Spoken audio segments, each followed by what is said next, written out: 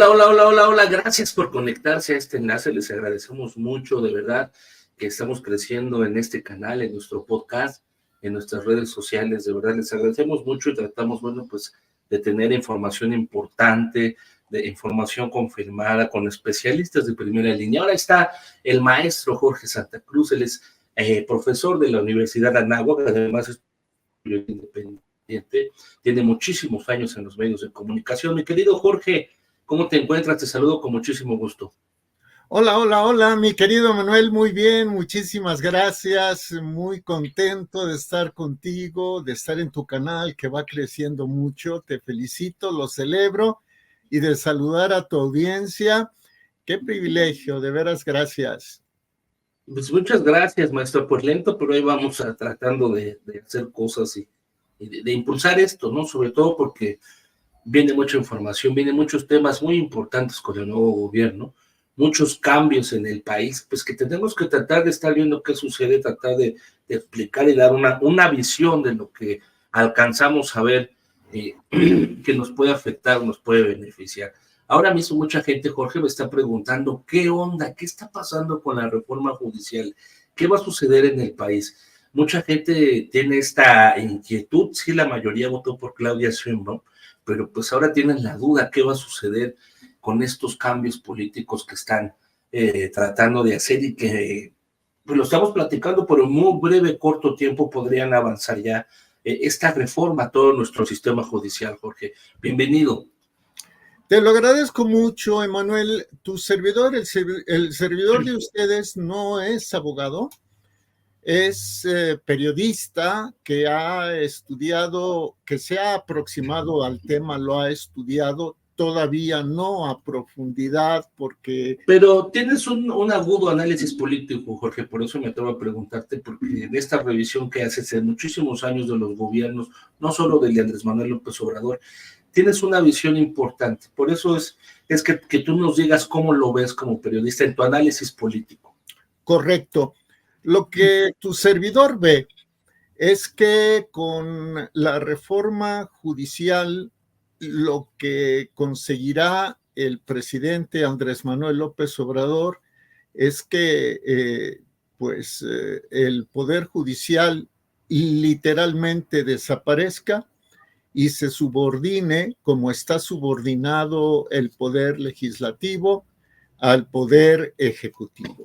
Entonces, en síntesis, la reforma judicial lo que pretende es borrar el equilibrio de poderes, concentrar todo en una persona, en este momento sería el presidente de la República, y habría que ver si el presidente de la República después le suelta todo el poder unipersonal a quien lo sucederá, que es en este momento la virtual presidenta electa Claudia Sheinbaum.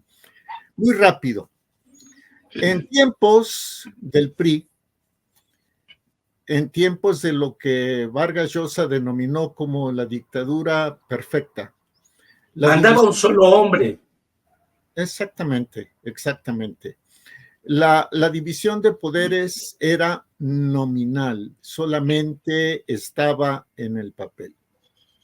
Sea como fuere, sobre todo a partir de 1997, en que el PRI perdió la mayoría en el Congreso, se comenzó a construir una democracia muy imperfecta, pero que derivó en ciertos contrapesos entre poderes. Hoy esos contrapesos están en grave riesgo de perderse. Entonces, explico muy rápido. Si en el Poder Judicial existen hoy jueces corruptos, porque sin duda existirán, eso no cambiará cuando todos los jueces, los magistrados y los ministros sean electos por voto popular. En tiempos del PRI, todavía del PRIAN, pues los magistrados, sobre todo los ministros de la Corte, le debían lealtad a quien los proponía, y el único que los podía proponer era el presidente de la República. ¿Sí? Bueno, ¿qué va a pasar si progresa esta reforma judicial? ¿Quién propondrá a los candidatos a jueces, magistrados y ministros? Como estamos nuevamente en los tiempos de la voluntad de un solo hombre, los propondrá el presidente de la República, o bien los propondrán los aliados del presidente de la República con el visto bueno de este. ¿Y cuáles son esos aliados, querido Manuel? Y respondo. Los aliados del presidente de la República en la actualidad son poderes económicos encarnados, por ejemplo, en personajes tan siniestros como Carlos Slim, o bien los poderes mediáticos, los medios que son incondicionales de la 4T, sobre todo de López Obrador, y algo que le inquieta más a tu servidor, a un servidor de ustedes, el poder criminal. Entonces, los que sean nominados como candidatos a jueces, a magistrados y ministros serán propuestos por el presidente y o sus aliados en el poder económico, en el poder mediático y en el poder criminal. ¿Esto en qué se traducirá? En que nadie le podrá ganar un juicio al gobierno, nadie le podrá ganar un juicio a los caciques económicos alineados con la 4T, con el presidente, nadie le podrá ganar un juicio a medios de comunicación que en lugar de informar sigan haciendo propaganda, y los grupos criminales tendrán sus jueces, magistrados y ministros a modo.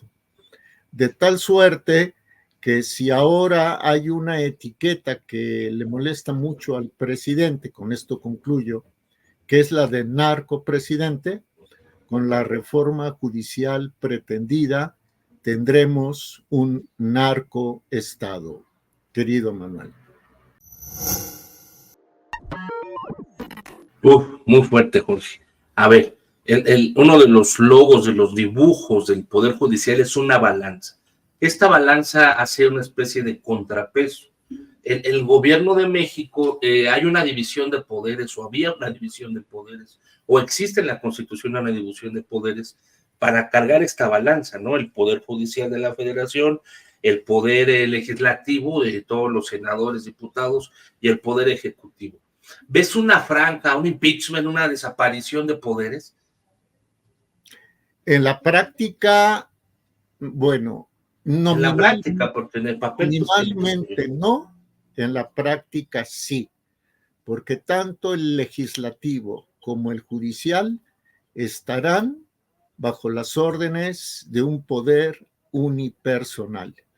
Y aquí habrá que ver, querido Emanuel, gentiles amigas, amigos, habrá que ver si Claudia Sheinbaum se supedita a la voluntad presidencial o si rompe con él.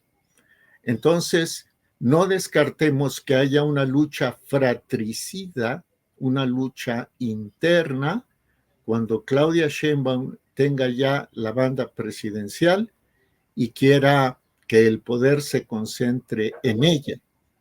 Habrá que ver si le da a López Obrador un periodo de gracia de 1 o de 2 años y lo deja seguir mangoneando. Habrá que ver que no. Pero, por lo demás, déjame te digo que es una reforma parcial y por lo tanto imperfecta. ¿Por qué parcial? Mira, un gentil amigo que es periodista, pero también abogado, mandó un artículo a la página que dirige tu servidor, que se llama Periodismo Sin Compromisos, periodismosinCompromisos.com. Es el abogado, periodista y profesor de la FES Acatlán por más de, creo que 45 años o algo así, es el decano. Se llama Mario Rosales Betancourt. Y Mario ponía este ejemplo, lo voy a trasladar a esta conversación. En un partido de fútbol, ¿quién representa a la justicia? El árbitro, ¿no? Correcto. Entonces, ahora va a ser el capitán del equipo. Podría ser que, como están las cosas, ese árbitro respondiera a los intereses del capitán de un equipo. Para que una reforma funcione, tiene que abarcar a todos los actores. Y en el proceso judicial, ¿cuáles son los actores? Además de los jueces, de los magistrados, de los ministros, son los agentes del Ministerio Público. Y si la corrupción sigue dentro de los agentes del Ministerio Público, ¿qué te puedo decir? Son los abogados defensores y son los fiscales. Son los defensores del Estado y son los abogados que acusan al Estado. Si no se atienden las necesidades de estos abogados, seguiremos en las mismas. Y por otro lado, como tu servidor lo escribía hace unas horas, ¿qué va a pasar, por ejemplo, con aquellos elementos que son honestos, cumplidos, éticos del Ejército, de la Fuerza Aérea, de la Guardia Nacional, de las policías estatales y más aún de las policías municipales, que, insisto, son cumplidos, que cumplen con su deber y que detienen a presuntos delincuentes organizados, de la delincuencia organizada? Pues que lejos de apoyarlos, si son jueces que responden a los intereses de los criminales o de los políticos coludidos con los criminales, ¿qué podría pasar con estos elementos uniformados? Lo tenemos un ejemplo muy claro en el caso de Ayotzinapa. Asesinos o presuntos asesinos de estudiantes de Ayotzinapa ahora son tratados entre algodones porque se acogieron a la figura de testigos protegidos y al Estado le convino. ¿Por qué? Porque acusaron a militares. Entonces, eso no nos va a ayudar en nada. Y concluyo con esto, querido Manuel. El ejemplo de la elección de jueces lo tenemos en Bolivia. Fue una idea de Evo Morales, un gran amigo del presidente de la República, López Obrador, de la misma ideología de izquierda. Allá en Bolivia fue un fracaso, y eso que no es una federación. Imaginemos aquí en México, donde es una federación, pero no les interesa. Lo que quieren es concentrar el poder al costo que sea, mi querido Emanuel. Muy fuerte, pues mucha expectativa por lo que puede suceder, hacia lo que vamos, hacia lo que viene. Sí. ¿Qué ves tú? ¿Tiene que haber algún contrapeso? Por ejemplo, ahorita yo estaba pensando, pues las redes sociales vienen desde Estados Unidos, pueden ser un contrapeso, ¿no? Estos materiales que estamos haciendo. El TEMEC puede ser un contrapeso, porque ya está firmado muchos acuerdos comerciales internacionales en Canadá, Estados Unidos y México. Puede ser un contrapeso. Los tratados internacionales pueden ser un contrapeso, porque estaría ahí México faltando a lo firmado, al compromiso, a lo pactado, y eso pues sí nos podría traer en graves problemas económicos. Ya vimos lo que sucedió en los primeros anuncios, se desplomó el peso, se cayó la bolsa. ¿Qué ves tú como contrapeso? ¿Algún contrapeso debe de haber? ¿Alguna posibilidad de que alguien haga una especie de contención a esto que propone? Es muy triste lo que tú planteas. Tu servidor, en su trabajo de reportero, ha entrevistado a abogados que tienen las dos posturas. Por ejemplo, hay quienes señalan que de momento los únicos contrapesos son los mercados y las instancias internacionales, como tú lo señalas. Pero hay otras posturas que señalan que el pueblo mexicano tiene que ser soberano, debe hacer valer su soberanía y que depender de factores externos compromete la soberanía, que este es un concepto liberal de la Revolución Francesa, pero bueno, que compromete la soberanía nacional. Aquí el problema es que no, esa es ahora sí mi opinión, no debemos atenernos a los contrapesos internacionales. Querido Manuel, mira, acabamos de vivir una elección de Estado y justamente el Poder Judicial actual tiene lo que queda de junio, de julio y de agosto para determinar si esa elección fue válida o no. Hay muchos indicios de que fue inválida, de que fue una elección de Estado, pero y voy a poner este mismo escenario dentro de 3 años. ¿Qué tal si dentro de 3 años o dentro de 6 años seguimos teniendo elecciones de Estado y el Poder Judicial a través del Tribunal Electoral del Poder Judicial de la Federación responde al poder unipersonal, sea de López Obrador o de Claudia Sheinbaum o de la 4T? ¿Qué va a suceder? Que los fraudes y las elecciones de Estado seguirán repitiéndose, replicándose hasta el infinito, sin que los mexicanos no tengamos manera de sacudirnos otra dictadura perfecta. Es mucho lo que está en juego. La propia encuesta de Morena, espero no alargarme, nada más déjame dar este dato.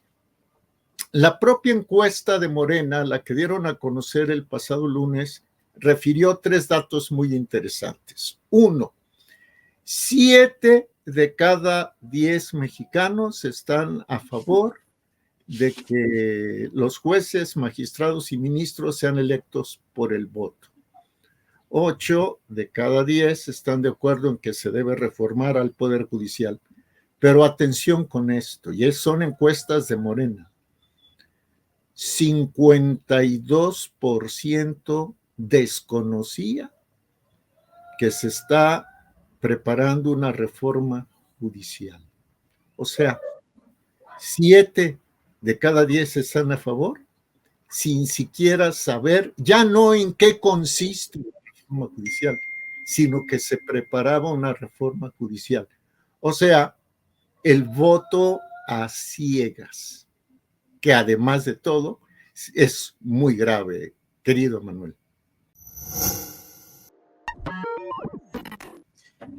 Bastante, y bueno, pues te digo, mucha gente, lo que es cierto, a ver, dices una elección de Estado, es una elección de un solo hombre, todo lo que vimos, toda la propaganda diaria desde la mañana, pero lo que sí es cierto es que una mayoría avasallante votó por Claudia Sheinbaum. Con todos los matices que podamos ver alrededor, con todas las intenciones que podamos ver, pero lo que es cierto es que hubo una gran mayoría que votó por Sheinbaum. Muchas de esas personas, no todos porque no los conozco, pero mucha gente a mí me está preguntando, ¿frente a qué estamos? ¿Qué podemos hacer? ¿Qué va a suceder? ¿De qué debemos estar pendientes con esta reforma? Pues debemos estar pendientes. Déjame dar varios datos antes. Evidentemente, los 35 millones de votos de Claudia Sheinbaum, para cerrarlo en números redondos, parecen y son en primera instancia abrumadores. Pero hay indicios de que el gobierno mexicano credencializó, que el INE les dio credencial de elector a entre 4.5 y 5 millones de migrantes para que votaran. Simplemente yo le ruego a tu audiencia que en lo posible investigue.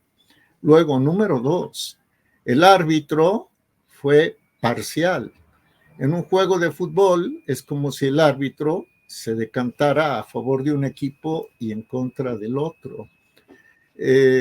Número 3, Claudia Sheinbaum hizo campaña durante 3 años, lo cual está prohibido por la ley.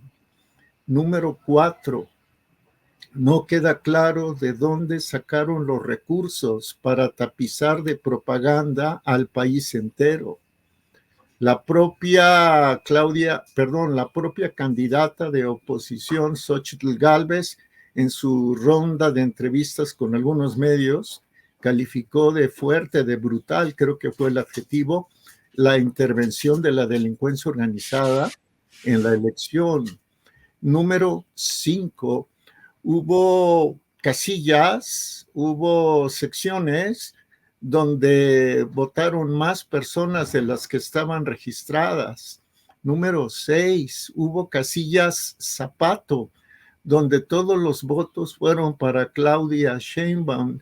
Número 7, y aquí le voy a parar, el presidente Andrés Manuel López Obrador se dedicó a hacer propaganda electoral en sus mañaneras y a incurrir en violencia de género y por razones de origen étnico contra la candidata de oposición. Entonces no podemos hablar de que haya sido una elección limpia, por eso decimos que fue una elección de Estado. Aquí el Tribunal Electoral, ya empiezo a responder a tu cuestionamiento. ¿Qué debiéramos hacer los ciudadanos en este momento? Exigirle al Tribunal Electoral del Poder Judicial de la Federación que investigue estos y otros muchos indicios. ¿Para qué? Para que de comprobarlos anule la elección, se convoque a nuevos comicios y entonces al anularse la elección se anula el plan C.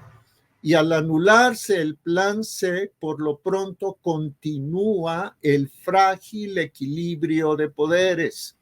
Ahora, es cierto, hay muchas personas para las cuales 6,000 pesos bimestrales son un tanque de oxígeno. Mis respetos para ellas. Pero era falso que se fueran a quitar los programas sociales. Incluso la candidata de oposición hablaba de que se iban a reducir, de que la edad se iba a reducir de los 65 a los 60 para recibirlos. Pero el trabajo, ese es otro, el trabajo político, propagandístico, electoral de los siervos de la nación también fue fundamental. Entonces, ¿qué debemos hacer los ciudadanos? Exigirle, pero hacerlo efectivamente, por ejemplo, a través de redes sociales, al Tribunal Electoral del Poder Judicial de la Federación que investigue y que muestre toda la información, absolutamente toda, y que su veredicto sea justo, que no esté cargado de filias y de fobias, que haga que la balanza se incline a donde se tenga que inclinar, aunque sea en contra de ellos. Ni hablar. Y por lo demás a nosotros, las personas comunes y corrientes, las personas de a pie, decirles que si se impone el plan C, no habrá manera de ganarle una al Seguro Social. No habrá manera de ganarle una al ISSSTE. No habrá manera de ganarle una a la Secretaría de Salud, a la Secretaría de Educación. No habrá manera de ganarle una al Infonavit. Es decir, será un gobierno que por tener entre los jueces, los magistrados y los ministros a gente de ellos, ya el árbitro de entrada estará totalmente de acuerdo con el capitán del equipo de la 4T. Así de simple. Jorge, quiero regresarme a ver. Hay muchos temas, pero pues, el tiempo es corto, además la gente se aburre y se va. Esta especie de elección de los jueces va a ser como en kermés, ¿no? A voto de papelitos o no sé cómo la estén planteando. ¿Qué va a pasar? Me quiero regresar, ya lo dijiste 2 veces. ¿Qué va a pasar en Sinaloa? ¿Qué va a pasar en Guerrero? ¿Qué va a pasar en Guanajuato, en Morelos? Estados donde en la práctica manda el crimen, Jorge. ¿Quién va a elegir a los jueces ahí? ¿Qué va a pasar en Ciudad Juárez, en Coahuila? La delincuencia organizada con el visto bueno del gobierno, o bien el gobierno con el visto bueno de la delincuencia organizada. Para efectos da exactamente lo mismo. Muy fuerte. ¿Con qué te quedas, Jorge? ¿Con qué podemos finalizar para tratar de cerrar este tema de la reforma judicial? Porque pues todavía viene que avance, todavía viene su discusión, todavía viene saber cómo se haría. Por favor, con que los mexicanos tratemos de darnos un tiempo en familia, entre los adultos, para revisar los documentos oficiales que están en las redes y en las páginas del gobierno federal. Revisarlas, leerlas, tratar de entenderlas, tratar de recurrir a quienes saben de eso, en este caso, por ejemplo, abogados, académicos universitarios especializados en derecho. Me quedo con que eso además afianzaría la unión familiar. Luego, buscar la unión entre familias, de las familias de la cuadra, de las familias de la manzana, de las familias de la colonia, y tratar de, entre todos, mitigar los efectos de una situación que no nada más es política, el deterioro también es social y también es económico. 1 kilogramo de chayotes está a más de 130 pesos. Qué bueno que te entreguen 6,000 pesos cada 2 meses, enhorabuena, que se quede y que aumente. Pero si no hay una política económica que contrarreste de manera científica la sequía, o que obligue a los delincuentes organizados a que dejen de cobrar piso, esos 6,000 pesos se te van a hacer cada vez más chiquitos. En las colonias populares pasan los camiones del gas del bienestar diciéndote que para que ahorres, pero los centavos que puedas ahorrar al comprar gas bienestar se te están yendo en los 130 pesos del kilogramo de chayotes, o lo que haya subido el cilantro, qué sé yo, ¿no? Las hierbas, la carne, todo, Jorge, está claro, verdaderamente bien. Vienen cosas muy importantes, por eso tenemos que detenernos a tratar de explicar, tratar de ver lo que viene. El cambio climático que estamos sintiendo ya, el embate, nos tiene con los alimentos por los cielos. La gente no está pudiendo comprar la canasta básica, la gente no estamos pudiendo salir al mes con todos los gastos. Sí, el cambio climático es un fenómeno natural. El problema con el cambio climático es que se ha agravado por la contaminación, y los que más contaminan son los entes gubernamentales, los entes militares, los entes fabriles a gran escala, etcétera. Entonces, me quedo con que nos unamos y con que tratemos de primero mantenernos informados, de informar a quienes deseen ser informados, que dejemos de ser dogmáticos y que nos enojemos cuando nos digan algo que, aunque sea razonable, nos choca. No es por ahí. La división a lo que ayuda, a quien ayuda es al régimen, y además de informarnos y de mantenernos unidos, ser responsables, porque no solo está en juego esta generación, la generación de tu servidor es una generación que ya va de salida, pero tu servidor tiene nietos, nietas, unas de 23 y 22 años, otros de 5 y de 3, y otro que viene en camino. Entonces, no veamos solamente por nosotros, veamos por los que vienen atrás. Por los que vienen atrás y que dependen de nosotros. Abramos el debate, Jorge. Pues muchísimas gracias. Y es bien importante que la gente nos deje sus comentarios. Lo insisto mucho, no tienen que estar de acuerdo. Bueno, luego nos dejan unos comentarios, ahí los pueden ver en otros videos que estamos muy polarizados.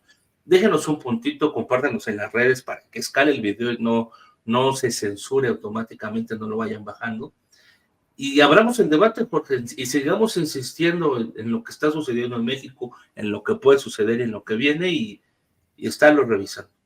Sí, totalmente de acuerdo. Nada más déjeme hacer una aclaración. Por lo menos un servidor lo hace en su canal. Debate no significa proferir insultos y burlas sin argumentos. Debate es refutar lógicamente con argumentos.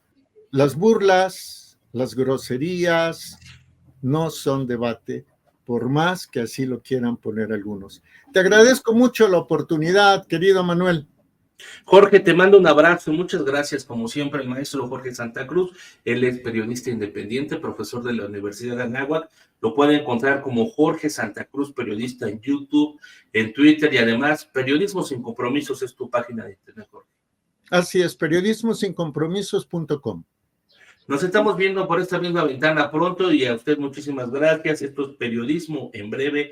Déjenos un like, un comentario, y sigan navegando por este canal, o si nos está escuchando en alguna otra de las redes sociales. Muchísimas gracias.